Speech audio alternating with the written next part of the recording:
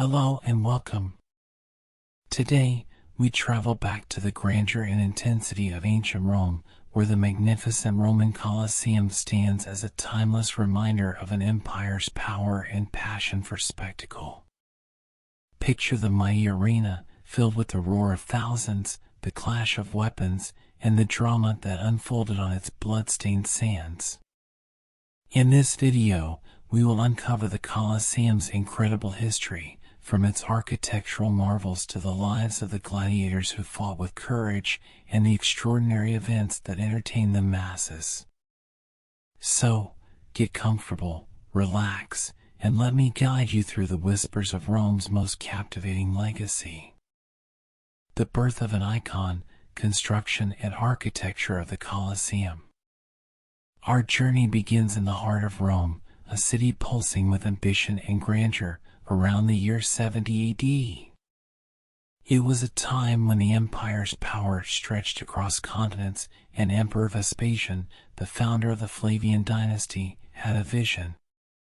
He wanted to give Rome a gift, something that would demonstrate the glory of the empire while providing entertainment and a place where the people could feel connected to their leaders. Thus, the dream of the Colosseum was born. But this dream was no simple undertaking. To understand the Colosseum's magnificence, we must start with its construction. Imagine thousands of laborers, slaves, and skilled craftsmen working tirelessly under the sweltering Roman sun.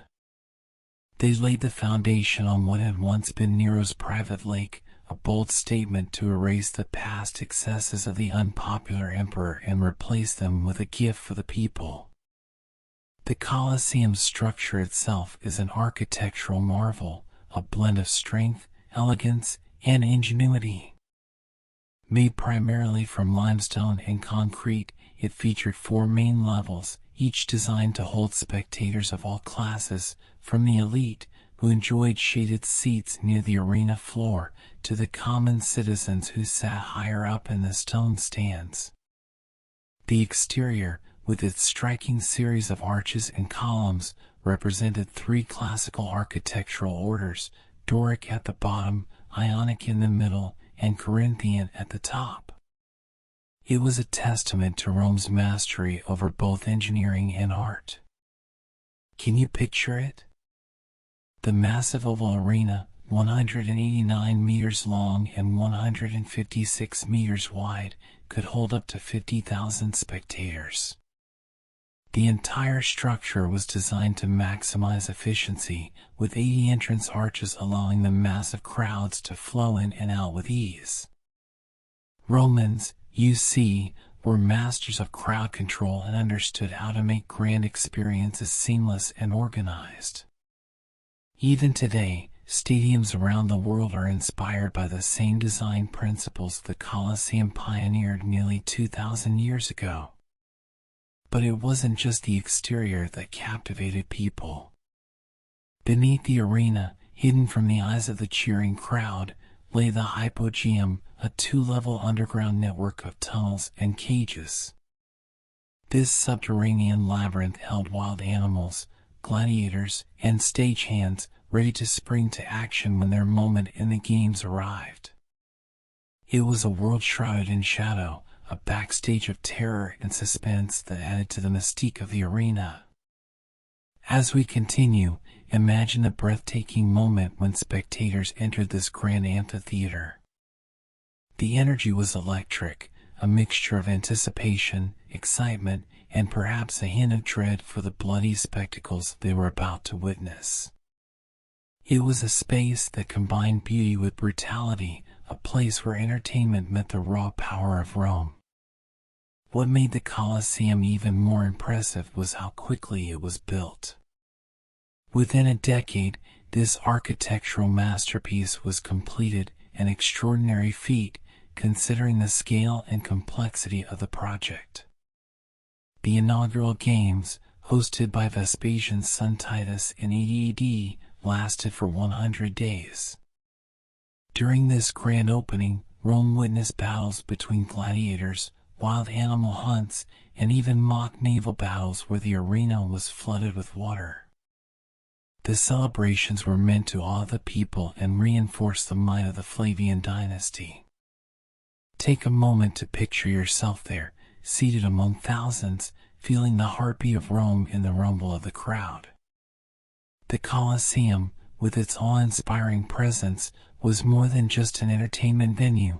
It was a symbol of the empire's greatness, a monument that echoed the glory and the darkness of ancient Rome. A day at the Colosseum, the spectacle of blood and glory. Imagine waking up in ancient Rome on a day when the Colosseum promised grand spectacles. The air buzzed with excitement, and the streets were packed with Romans from all walks of life, merchants, soldiers, aristocrats, and slaves, hurrying to secure their place at the games. The anticipation was palpable, for a day at the Colosseum was more than just a show, it was a celebration of Roman culture and power. As you approach the massive amphitheater, the sheer size of the structure overwhelms you. Towering 50 meters into the sky, it casts a shadow over the city, a reminder of Rome's supremacy. Vendors outside sell bread and wine, and children run around playing games, mimicking the fierce battles they expect to see later in the day. People talk in hushed tones about the events to come, rumors swirling about which gladiators would be fighting and what exotic beasts would be unleashed. Entering the Colosseum is an experience in itself. Through one of the 80 arched entrances, you find yourself walking into a world of organized chaos. The crowd's roar grows louder with every step until it becomes a deafening symphony of excitement. The arena is filled to capacity, with men, women, and even children seated according to their social rank. Senators and noble families sit close to the action, enjoying shaded seats under an enormous velarium, an elaborate awning that could be extended to protect the audience from the blazing Roman sun. The games begin with a flourish of trumpets, and all eyes are drawn to the arena floor, where a grand procession parades around. Performers, chariots, and priests pass by, blessing the sand where blood will soon be spilled. The opening ceremonies are a display of Roman opulence, a celebration of gods and emperors meant to remind everyone of the empire's divine favor. Then, the real entertainment begins. The first events often feature venations or wild beast hunts. Picture men armed with spears and nets, trying to take down ferocious lions, tigers, and even rhinoceroses. The animals, transported from the farthest corners of the empire, are brought into the arena through hidden trapdoors in the hypogeum. Sometimes, entire landscapes were recreated on the arena floor, complete with forests and rivers, to make the hunt more thrilling. It's a chaotic, dangerous dance between man and beast, leaving the audience gasping in awe. After the hunts come the executions, where criminals are put to death in brutal fashion. These moments are both a grim reminder of Rome's harsh justice and a prelude to the main attraction, the gladiatorial games. The atmosphere in the Colosseum shifts as the crowd becomes electric with anticipation. Gladiators, dressed in elaborate armor and armed with swords, tridents, or nets, step onto the sand. Each one represents a different fighting style, and the matchups are carefully planned to create the most dramatic and entertaining battles. Gladiators are more than just warriors, they are celebrities, admired for their strength, skill, and courage. The crowd chooses favorites, placing bets and shouting encouragements. Some gladiators are slaves hoping to win their freedom, while others are free men who fight for fame and fortune. When the battle begins, the arena erupts in cheers and gasps.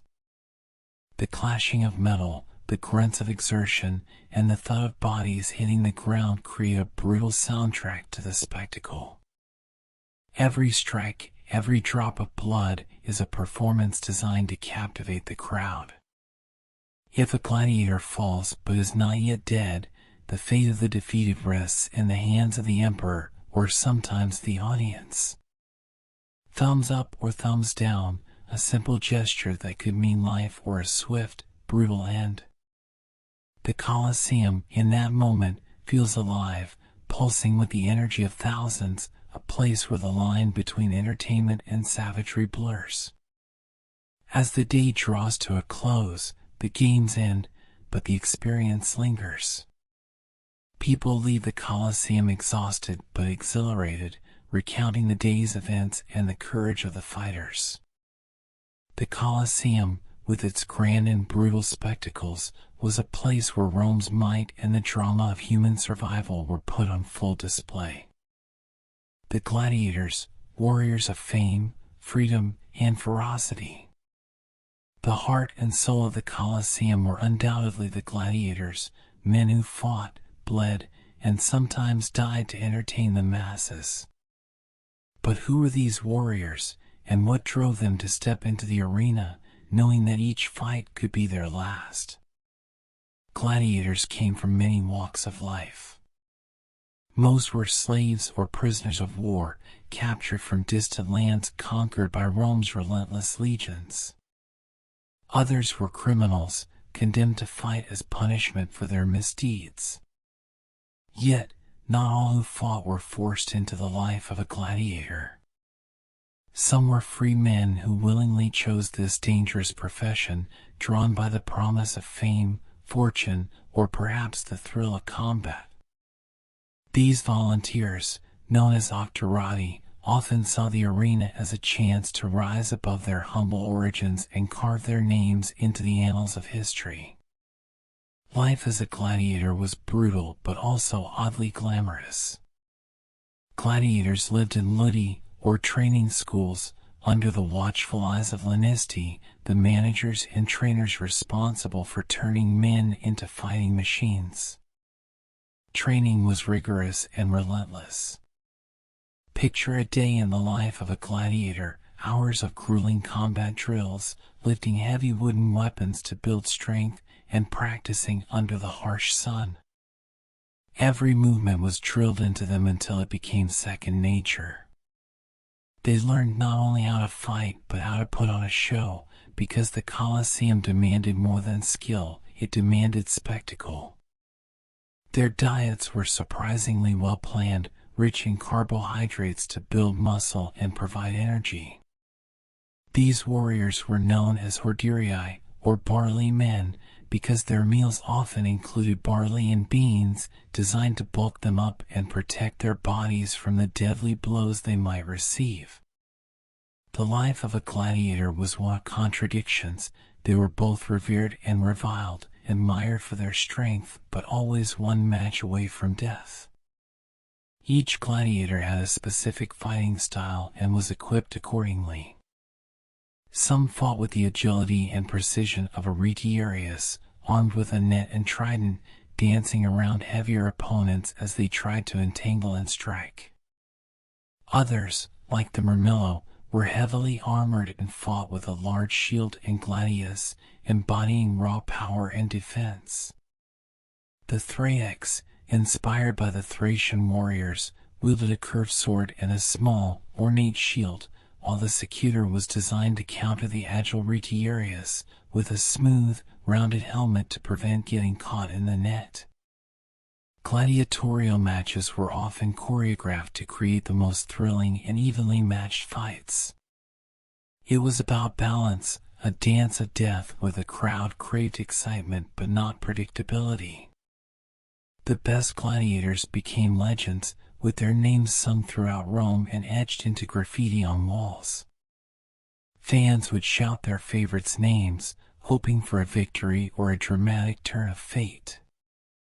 Despite the constant threat of death, some gladiators did earn their freedom. A victorious fighter could be awarded a rudis, a wooden sword that symbolized his release from the life of combat. This moment was rare and celebrated, as the fighter had earned his place back among the free through sheer determination and bravery. Yet, For many, even freedom could not erase the allure of the arena. Some chose to return, unable to leave behind the glory and the acclaim. The bond between gladiators was complicated. They trained together, ate together, and forged friendships, but they also knew that one day they might be pitted against each other in the sand of the Colosseum. Trust and rivalry walked hand in hand, and the emotional weight of those relationships often made the fights even more tragic or meaningful. The legacy of these warriors endures. In our modern imagination, gladiators are the ultimate symbols of bravery, strength, and defiance. Their stories, full of struggle and triumph, remind us of the extremes of human endurance. They lived and died in a world that revered them yet saw them as entertainment, and the echoes of their battles still resonate in the ruins of the Colosseum today. Wild beasts and exotic hunts, animal fights in the arena. As the sun rose over ancient Rome and cast its golden glow over the Colosseum, the crowds gathered in anticipation. Today, they would witness one of the most thrilling and brutal spectacles, the wild beast hunts, known as venations. These events were not mere sideshows, but were central to the grand entertainment that defined Roman culture. They showcased Rome's dominance over nature and celebrated the empire's vast reach, bringing exotic creatures from the farthest corners of the known world. Imagine the excitement as the gates of the hypogeum creaked open and wild animals emerged onto the sand, their eyes wide with fear and confusion. Lions from the savannas of Africa, tigers from the dense forests of Asia, and elephants from distant lands, these magnificent creatures had traveled far, only to become part of a deadly game. The arena, which could be transformed to mimic different landscapes with trees and even small lakes, became a stage where nature's fiercest creatures were set against the courage and skill of men. The venators, or beast hunters, were a special class of fighters. Unlike gladiators who fought each other, these men were trained to battle wild animals. Armed with spears, bows, and even traps, they had to rely on speed and precision. Facing down a charging lion or a stampeding bull required nerves of steel and a mastery of strategy. It was not just about strength, it was a test of man's ability to outwit and overpower nature's most formidable predators. These hunts were as much about spectacle as they were about skill. Sometimes, they were designed to recreate legendary hunts from mythology or staged as elaborate dramas. The arena could be flooded to create a miniature sea for aquatic battles, or decorated to resemble lush forests, creating an immersive experience for the audience. It was a theatrical event, a clash between man and beast that symbolized Rome's command over the natural world. The animals, however, had little hope. They were there to be conquered, a living display of the empire's wealth and reach. But the hunts were not always one-sided. Wild beasts could turn the tide of the game in an instant, unleashing chaos upon the arena. Imagine the gasps and screams from the crowd as a tiger leapt upon an unexpected hunter or an elephant charged, breaking through barriers. These moments of raw danger made the venations both thrilling and terrifying. They reminded everyone in the Colosseum that, despite Rome's attempts to tame the wild, nature still had a savage and untamed power. For the people of Rome, the sight of exotic animals was a rare and awe-inspiring experience. Most had never traveled beyond the city and could only dream of far-off lands. Seeing a giraffe with its long neck or hearing the roar of a lion must have felt like a glimpse into another world. The emperor and the organizers of these events spared no expense to impress the masses, even importing thousands of animals for a single day of entertainment. While we might view these spectacles today with horror, In ancient Rome, they were a source of wonder and a demonstration of imperial power. The animal hunts were designed to show that Rome could command the wildest beasts, bending the world to its will. The deaths of these animals were seen not as cruelty but as part of the natural order, where Rome sat at the top of the hierarchy. Yet, beneath the glory and the showmanship, there is a haunting sense of tragedy. The animals, taken from their natural habitats and thrust into a world of noise and violence, were victims of Rome's hunger for spectacle. The Colosseum's sand soaked up not only the blood of gladiators but also of these creatures, who had no say in their fate. As you imagine this scene, the ferocity of the hunt and the roars of the crowd, take a moment to consider the price of such grandeur. The Colosseum, magnificent as it was also a place where life was spent lavishly, a testament to the lengths an empire would go to entertain and amaze. Even now, when we walk through its ancient ruins, the shadows of these wild creatures seem to linger, a poignant reminder of the spectacle and the sacrifice that defined ancient Rome. The role of the emperor, power and politics in the Colosseum. In the grandeur of the Roman Empire, few figures were as powerful or as influential as the emperor. The Colosseum, with its awe-inspiring spectacles and brutal games, served not only as a venue for entertainment but also as a political tool wielded masterfully by Rome's emperors. Imagine the emperor seated in his grand box, the pulvinar, shaded by a velarium and surrounded by members of the elite. His presence was a powerful reminder of who held dominion over life and death, both in the arena and throughout the empire.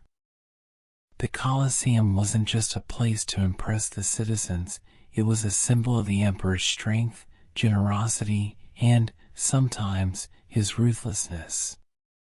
The games were an opportunity for the emperor to demonstrate his commitment to the people, a spectacle of bread and circuses to keep the masses entertained and distracted. This phrase, coined by the poet Juvenal, perfectly encapsulated the Roman strategy of maintaining order, keep the populace fed and amused, and they will not question authority. The emperor often presided over the games, and his role extended beyond mere observation. He decided the fate of defeated gladiators, signaling with his thumb whether they should be spared or killed. The gesture was not just a trivial motion but a powerful demonstration of the emperor's absolute authority. The crowd watched him closely, waiting to see his judgment, knowing that their cries and cheers could influence his decision. It was a delicate balance, a theater of power where even the emperor was performing in a way, ensuring that he was both feared and admired. Hosting games was also a way for emperors to solidify their legacy. Some, like Emperor Titus, marked important moments in their reign with grand spectacles. When the Colosseum was officially opened in 80 AD, Titus organized 100 days of games to celebrate. Imagine the scale: thousands of gladiators, wild beasts from every corner of the empire, and breathtaking shows that left the crowd in awe. It was a statement of Rome's wealth and power, but also the emperor's benevolence. By providing such lavish entertainment, he aimed to win the hearts of his people and cement his place in history. But not every emperor used the Colosseum for mere celebration. Some were more calculated, using the arena as a tool of control. Domitian, for instance, staged elaborate mock battles and executions to send a message to those who opposed him. The arena became a stage for political theater, where enemies of the state met their end in the most public and humiliating way possible.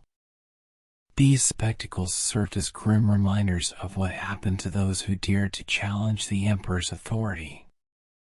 The Colosseum also allowed emperors to display Rome's military might. Mock naval battles, known as naumachii, were sometimes staged in the arena. Imagine the engineering marvel of flooding the arena floor and watching as ships clashed in fierce combat, a vivid reminder of Rome's naval dominance. These performances were a way to remind the citizens of the conquests and victories that had built the empire, reinforcing the narrative of Rome's unstoppable power. Despite the grandeur, the Colosseum also exposed the emperor to the raw energy of the Roman people. It was one of the few places where the voices of the masses could be heard en masse. If the crowd was displeased, they could express their dissatisfaction openly, creating moments of vulnerability for the ruler. A wise emperor paid close attention to the crowd's mood, for their support was crucial. The games, therefore, were as much about public relations as they were about entertainment. Standing there, in the emperor's box, must have been a heady experience, a mixture of triumph and tension. He was adored and feared, a godlike figure with the power to grant freedom or order death with a mere gesture. Yet, even the most powerful ruler could feel the weight of thousands of eyes upon him, the pressure to appease the people, and the constant reminder that his rule depended on more than just military might. It depended on the loyalty and favor of Rome's citizens. The Colosseum remains a testament to the emperors who once ruled over it.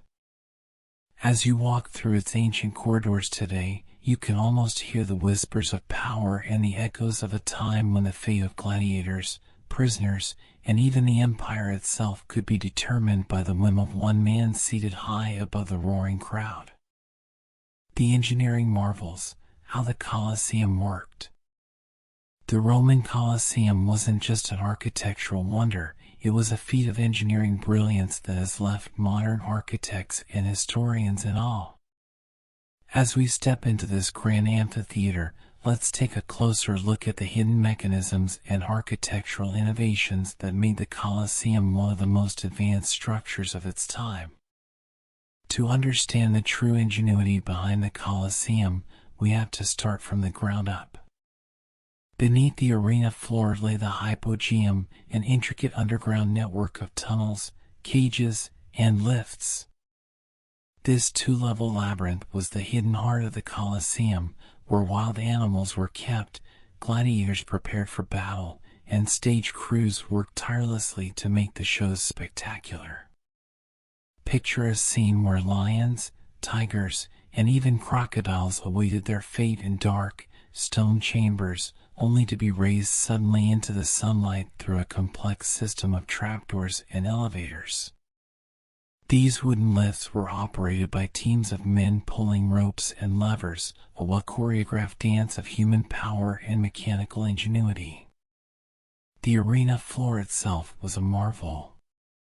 Constructed from wooden planks covered in sand, it was designed to absorb the blood spilled during combat, making the sand an essential and grim part of the games. The sand, or arena in Latin, was raked and smoothed between events, ensuring the arena was ready for each new spectacle. Beneath this floor, the hypogeum allowed for dramatic entrances and surprises, adding a layer of suspense to the already thrilling games.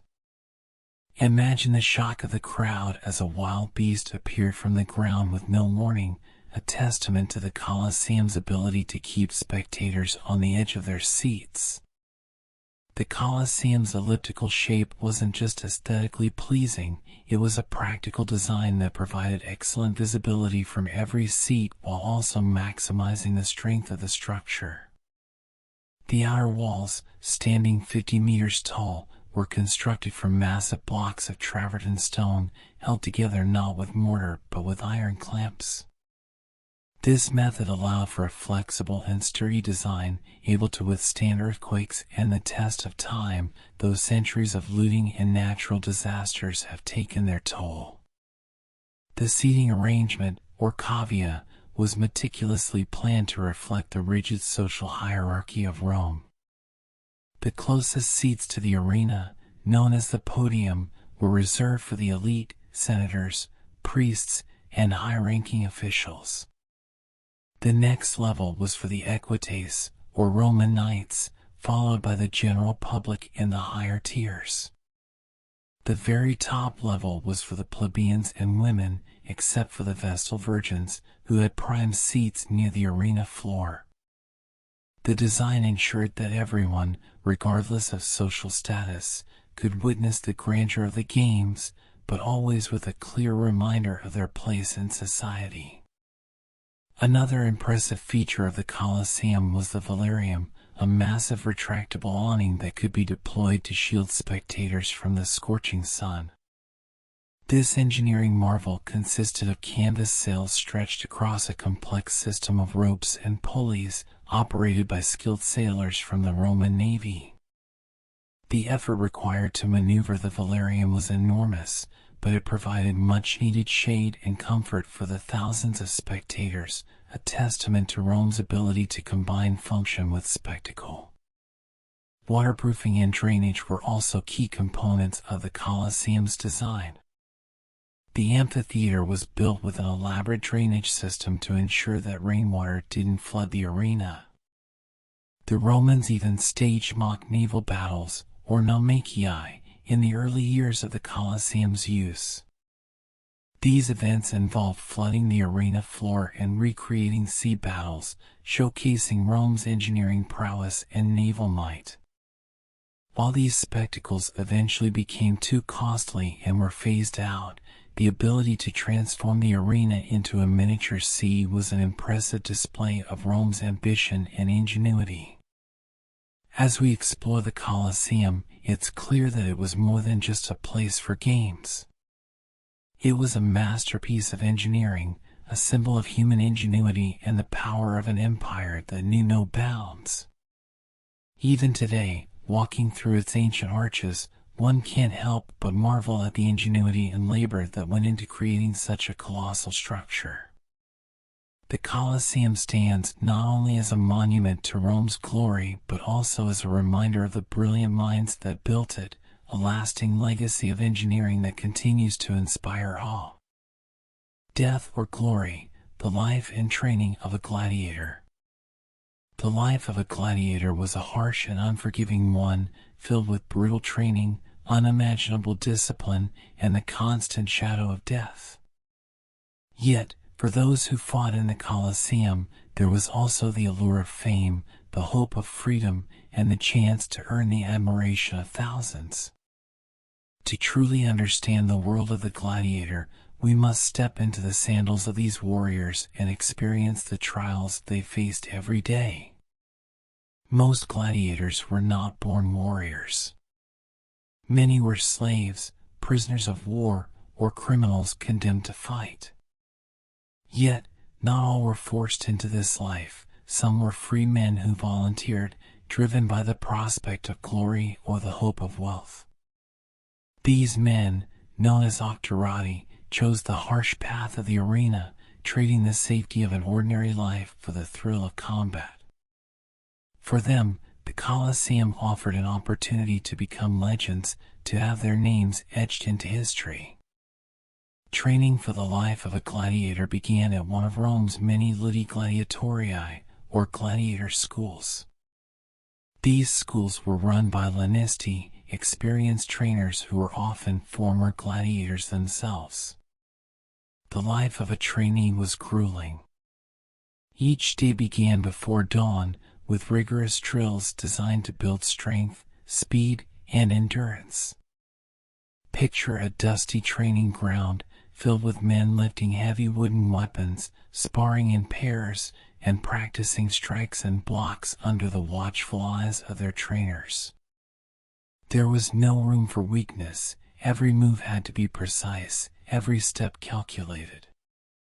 The lanisti were ruthless, pushing their recruits to the brink, because only the best would survive in the arena. Gladiators were trained in various fighting styles, each with its own unique set of weapons and armor. The murmillo, heavily armored and armed with a large shield and short sword, relied on brute strength and defense. The retiarius, with his net and trident, was the embodiment of agility and strategy, using his speed to outmaneuver heavily armed opponents. The Thrax, with his curved sword and small shield, had to be nimble and precise. Each style required a different approach to combat, and gladiators often specialized in one, honing their skills to perfection. Life in the gladiator school was harsh, but it also had moments of camaraderie. Despite the constant competition and the knowledge that they might one day face each other in battle, the gladiators formed bonds.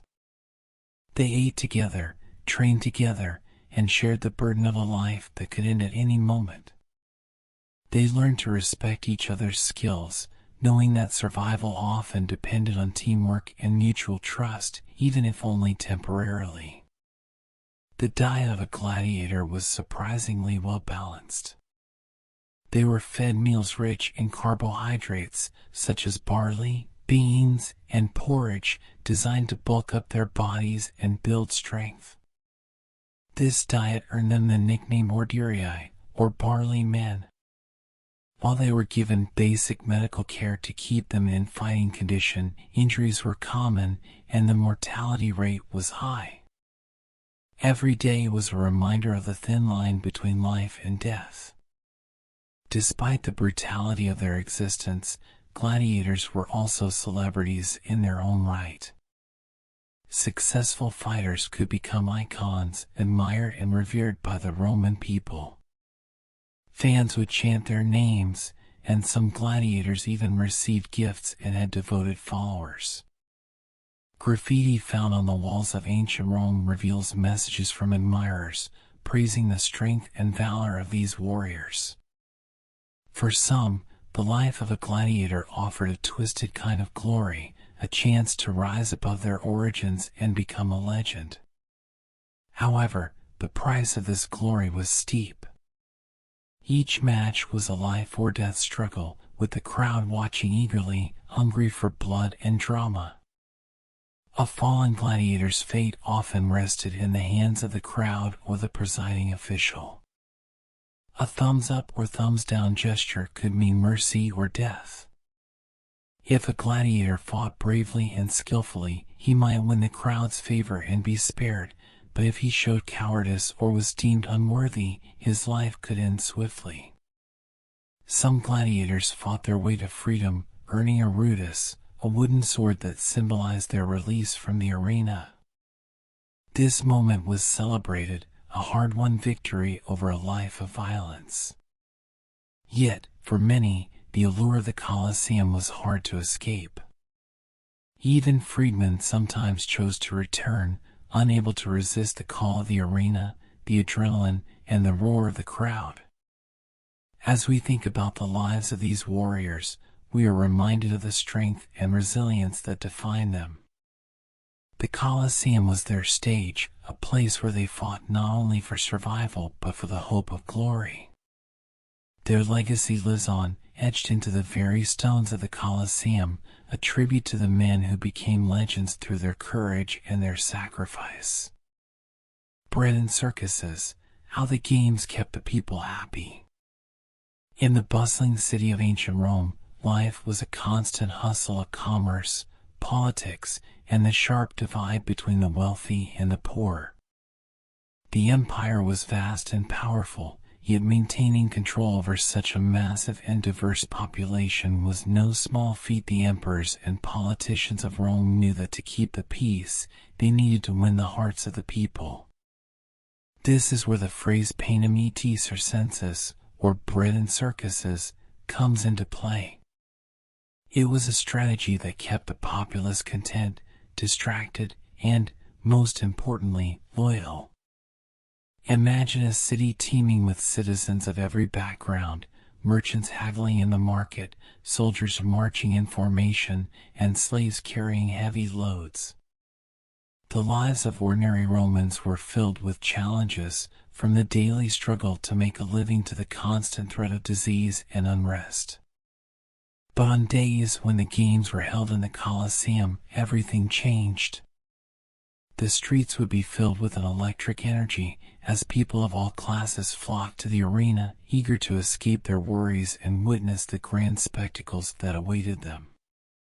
The Colosseum was the ultimate symbol of circenses, the circuses in this famous phrase. The games offered a thrilling escape from the monotony of everyday life. The events were free for the public, a gesture of generosity from the emperor, but also a calculated move to maintain his popularity. On these days, the people didn't have to worry about paying for bread or finding a place to entertain themselves. The emperor provided everything: food, spectacle, and a chance to revel in the might and glory of Rome. Food, particularly bread, was a crucial part of this social contract. Large quantities of free grain were distributed to the poor, a measure meant to ensure that no one in Rome went hungry. This was not merely an act of charity, it was a political tool. A well-fed populace was less likely to riot or rebel, and so the emperors made sure that the supply of grain kept flowing. The people knew that their livelihood was tied to the stability of the empire, and as long as their bellies were full and they had something to entertain them, discontent was kept at bay. The games themselves were carefully orchestrated to captivate the audience and reinforce the emperor's image as a benevolent and powerful leader. These events were spectacles of excess and drama, designed to show that Rome was a city like no other, a place where gods and legends seemed to come to life. Every fight, every grand entrance, and every theatrical moment was meant to inspire awe. The people cheered and jeered, forgetting their hardships as they watched gladiators fight for their lives, exotic beasts unleashed in terrifying hunts, and elaborate reenactments of great military victories.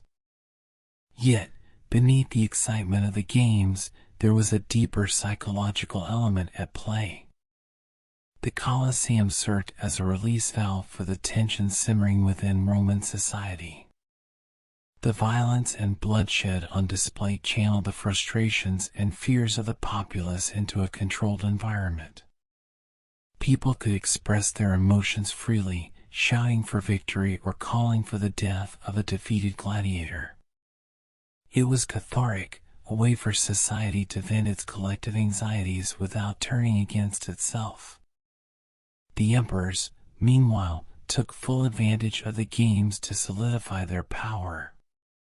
The Colosseum was more than just a venue for entertainment, it was a stage for political theater. During the games, the emperor sat in a place of honor, visible to all. He was both a participant and a ruler, observing the spectacle and, when necessary, deciding the fates of gladiators. His presence was a reminder of his ultimate authority, but also of his role as the provider of joy and sustenance. It was a balancing act of fear and favor, carefully maintained to keep the empire running smoothly. The people, in turn, became part of this grand illusion. They cheered the emperor and celebrated his generosity, feeling connected to the greatness of Rome through the spectacles he provided. It was easy to forget, in those moments of adrenaline and awe, the hardships of daily life. The games served as a distraction, a way to keep the populace entertained and compliant, while the empire's leaders went about the serious business of governance and expansion. Bread and circuses, a simple yet effective method of control. The phrase has endured for centuries, a reminder of how entertainment and sustenance can be wielded as tools of influence. Even today, we see echoes of this Roman strategy in modern society, where entertainment often serves as a distraction from pressing issues. The Colosseum, in its time, was a masterstroke of political and social engineering, a place where the pulse of Rome could be felt in the cheers of the crowd and the blood on the sand. The Colosseum's declined, from a symbol of power to ruin. As the centuries passed, the mighty Colosseum, once the heart of Roman entertainment and grandeur, began to fade into history. Its decline was not sudden but gradual, a reflection of the changing fortunes of the Roman Empire itself. To understand how this magnificent amphitheater went from a bustling arena of life and death to a silent relic of the past, we must explore the shifts in power, politics, and society that marked the end of an era. The decline of the Colosseum began in the 5th century AD, a time when the Roman Empire was crumbling under external invasions and internal strife. The Western Roman Empire was under constant attack from barbarian tribes, and resources that had once funded grand spectacles were now desperately needed for defense. The last known gladiatorial games were held in 404 AD, after which the bloody spectacles that had defined the Colosseum came to an end. The games were abolished, partly due to the changing moral landscape influenced by the rise of Christianity, which viewed gladiatorial combat as inhumane and incompatible with Christian values. Without the games, the Colosseum lost its purpose. The massive structure, which had once hosted emperors and entertained the masses, began to fall into neglect. It was still a symbol of Rome's former greatness, but now it stood as a ghost of its glorious past, a giant shell that weathered the storms of history. Natural disasters accelerated its decline. A series of devastating earthquakes in the 5th and 6th centuries caused significant damage, collapsing large portions of the outer walls and weakening the structure's integrity. The changing landscape of Rome also played a role. As the city evolved and the population shifted, the once central location of the Colosseum became less relevant. The people of Rome, facing economic hardships and political instability, began to see the Colosseum not as a place of wonder but as a convenient source of building materials. Over the centuries, stone from the amphitheater was removed and repurposed to construct other buildings throughout the city, including churches, palaces, and fortifications. The travertine marble that once gleamed under the Roman sun found new life in the architecture of Renaissance Rome. Yet, despite this decay, the Colosseum never completely disappeared. It was too grand, too iconic to be forgotten. Even in its ruined state, it remained a focal point of Roman identity, a reminder of the empire's past achievements and a symbol of the passage of time. By the Middle Ages, the Colosseum had taken on a new role. It became a fortress for noble families, who used its walls for protection during times of conflict. The Hypogeum, once home to wild beasts and gladiators, now housed workshops and storage spaces. In the 18th and 19th centuries, interest in the Colosseum was reignited as scholars and architects began to study ancient Roman engineering and architecture. Romantic poets and artists found inspiration in its crumbling walls, viewing it as a testament to the impermanence of human endeavors and the beauty of ruins. The Colosseum became a symbol of the grandeur that was once Rome, a place that whispered stories of emperors, gladiators, and the crowds that once filled its stands. Efforts to preserve the Colosseum began in earnest in the 19th century, as the Italian government recognized the cultural and historical importance of this ancient wonder. Restoration projects were undertaken to stabilize the remaining structure, and today, the Colosseum stands as one of the world's most visited historical sites. It is a testament not only to the greatness of ancient Rome but also to the resilience of history itself. Walking through its arches today, one can still feel the echoes of the past, the weight of centuries pressing down on the stones. The Colosseum, once a place of spectacle and violence, now stands as a monument to both human ingenuity and the passage of time. It is a place where history comes alive, not just in the grandeur of its construction but in the stories it holds, stories of rise and fall, of glory and ruin, and of a civilization that once ruled the world. The decline of the Colosseum is a poignant reminder of the impermanence of even the most powerful empires. Yet, In its ruin, it has found a new purpose, inspiring millions who visit each year and reminding us of the beauty and fragility of human history. The legacy of the Colosseum, influence on modern culture and preservation efforts. Even today, nearly 2,000 years after the last gladiatorial battles echoed through its stone corridors, the Colosseum remains one of the most enduring symbols of ancient Rome. Its legacy is woven into the very fabric of modern culture, inspiring everything from architecture to literature, film, and even the way we design our entertainment venues. But beyond its influence, the Colosseum's continued existence is a testament to the tireless efforts of those committed to preserving history. The architectural impact of the Colosseum cannot be overstated. Its innovative design, with tiered seating and multiple entrances to manage large crowds, laid the foundation for modern stadiums and arenas around the world. When you walk into a sports stadium today, with its efficient crowd management and unobstructed views, you are witnessing the legacy of Roman ingenuity. The idea of creating a space that could accommodate tens of thousands of people, each with a clear view of the action, was revolutionary in its time and continues to shape our approach to public venues.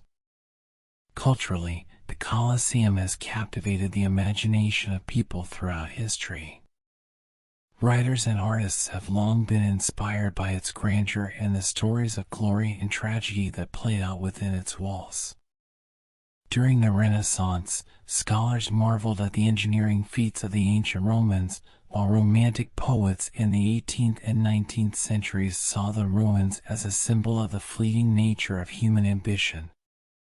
The Colosseum has appeared in countless works of art, from paintings to films, often depicted as a place of drama and heroism, where the line between life and death was razor thin.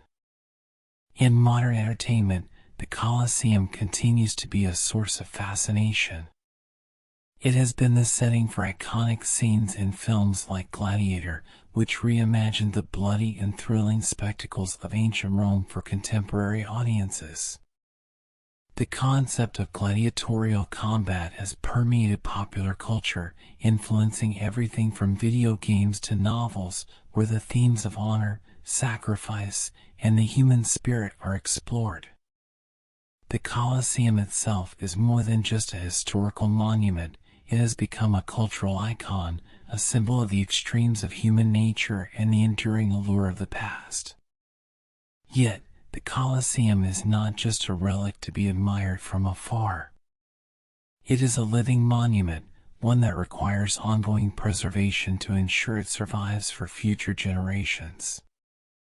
The centuries have not been kind to this grand structure. Earthquakes, looting, and the passage of time have all taken their toll, and efforts to stabilize and restore the Colosseum have been underway for decades. Preservationists face the immense challenge of maintaining the balance between protecting the ancient stones and allowing millions of visitors to experience the wonder of this historic site. In recent years, significant restoration projects have helped to shore up the Colosseum's crumbling walls, using modern techniques to strengthen the structure while respecting its ancient character. Environmental concerns, such as pollution and weathering, continue to pose threats, but advances in preservation technology give hope that the Colosseum will stand for centuries to come. Italy, recognizing the Colosseum's immense cultural and historical value, has made substantial investments to keep this marvel from fading into ruin. The Colosseum also holds a deeper significance in modern times. It serves as a monument to the complexities of human nature, our capacity for both incredible creativity and senseless cruelty. The arena, once a place of violence and bloodshed, now stands as a reminder of the cost of power and the fragility of human life. It has even become a site of reflection and advocacy. The Colosseum is lit up at night in various colors to mark events and causes, such as the campaign against the death penalty, transforming a place once associated with public executions into a beacon of hope and a call for peace. For the millions who visit the Colosseum each year, walking through its towering arches is an unforgettable experience. You can almost hear the distant echoes of the past, the roar of the crowd, the clash of weapons, the triumphs, and the tragedies. It's a place where history feels alive, where the stones themselves seem to whisper stories of a bygone era. The Colosseum stands as a bridge between past and present, reminding us of the grandeur of ancient Rome and the lessons we can learn from its history. In the end, the legacy of the Colosseum is one of endurance. It has survived the rise and fall of empires, the ravages of time, and the changing values of society. Yet, it continues to captivate and inspire, a monument not only to Rome's power but to the enduring human fascination with stories of bravery, sacrifice, and the passage of time. As long as the Colosseum stands, it will remain a testament to the brilliance and the darkness of human ambition. Thank you so much for joining me on this journey through the fascinating history of the Roman Colosseum. If you enjoyed this deep dive into the past, don't forget to like this video, subscribe to the channel for more captivating stories, and hit the notification bell so you never miss an episode. Your support means the world and helps keep these whispers of history alive. Feel free to leave a comment below and share your thoughts, or let me know what historical wonders you'd like to explore next. Until then, thank you for listening, and I hope you feel inspired by the echoes of ancient Rome. Stay curious, and I'll see you in the next video.